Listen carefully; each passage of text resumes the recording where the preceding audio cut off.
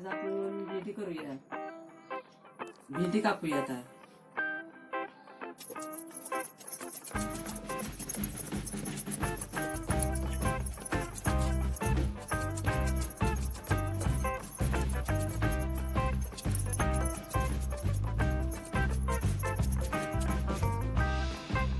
आता ही भेंडी तव्यात भाजून घ्यायचे.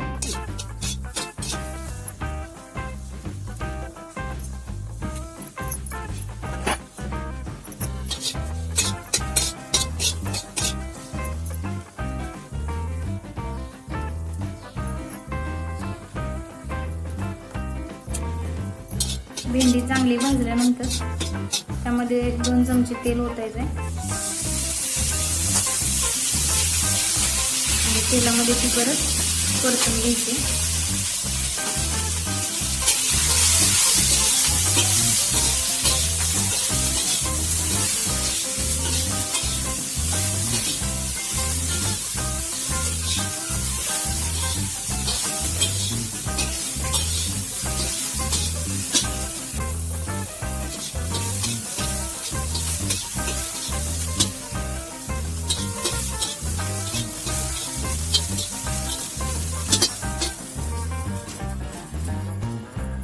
चांगली परतल्यानंतर त्यामध्ये 1 वाटी पाणी, 1 चमचा तिखट, चवीपुरतं मीठ आणि 2 चमचे शेंगदाण्याचं कूट टाकून घ्यायचे. जास्त मसाले न वापरता केलेली भाजी आहे आणि लोखंडी तवा केल्यामुळं त्याची चव खूप चांगली लागते.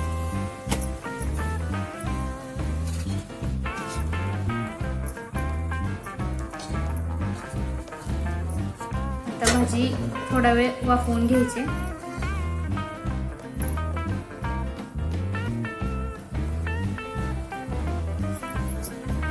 तीन ते 4 मिनिटं वाफवल्यानंतर ती उघडून परत तिला पूर्ण पाणी आटू द्यायचे. चांगली हलवून घ्यायचे.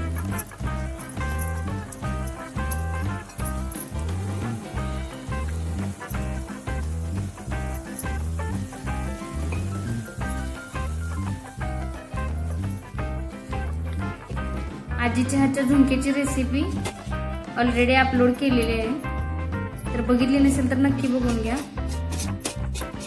आणि जर अजून रेसिपीज बघायच्या असतील तर सबस्क्राईब करायला विसरू नका.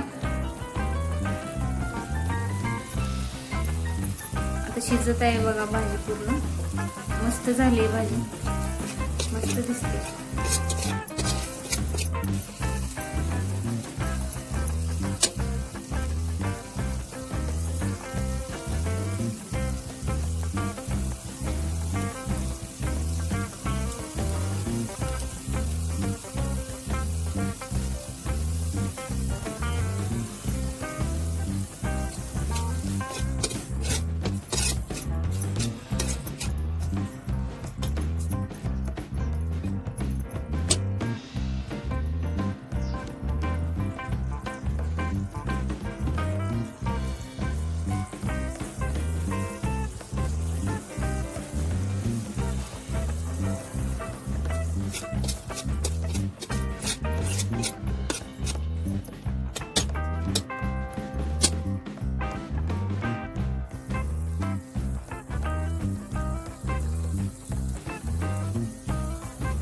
पाणी पूर्ण आटले. आता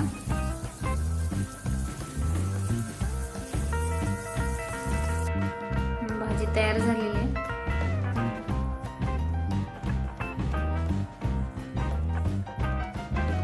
बघा भेंडीची भाजी. आजीलाच विचारूया कशी झाली. आजी जोपर्यंत खाते तोपर्यंत मी परत एकदा तुम्हाला सामान सांगते काय काय लागणार आहे.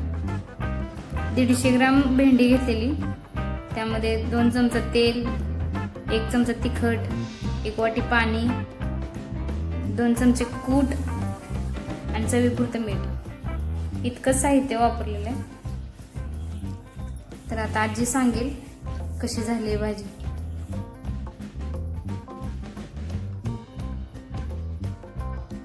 चांगली झाली.